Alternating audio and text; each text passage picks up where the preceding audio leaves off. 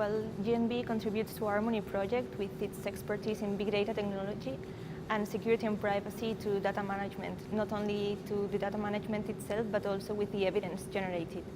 And as work packages 3 and 4 leaders, our main activities are setting up a secure big data platform and implementing all the processes that are required to place on it high quality and homogeneous data sets.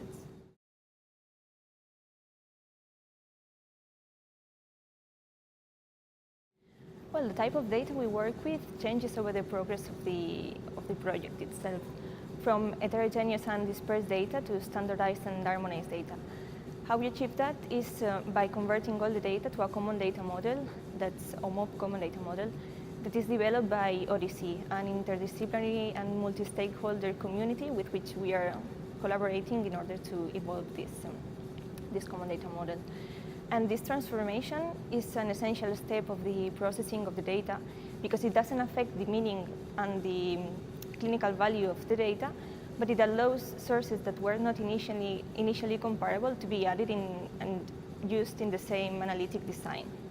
So the good news now is that we recently received the first data set, and we successfully completed this process of conversion to OMOP.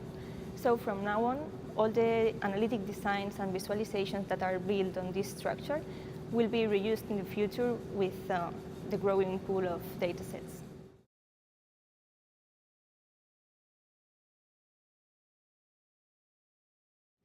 Well, as in every big data project, quality is an important part. So here in Harmony, we deal with it by evaluating that all the registries that enter in the platform are complete. This is the key opinion leaders of each of the malignancies have established minimum essential data that are critical in order to answer all the research questions proposed. So what we do from work packages 3 and 4 is checking that all the registries are complete and also correct according to these requirements. These requirements have been translated to a set of rules that are implemented in order to control this quality of the data that enter the platform.